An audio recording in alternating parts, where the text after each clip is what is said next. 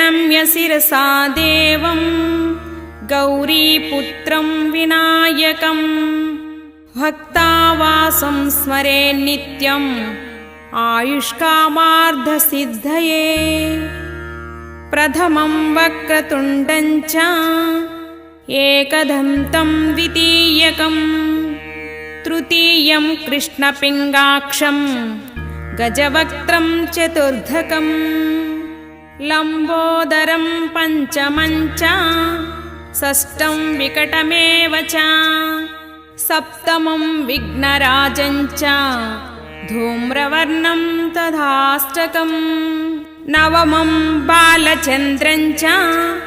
दशमं तु विनायकम् एकादशं गणपतिं द्वादशं तु गजाननं द्वादशैतानि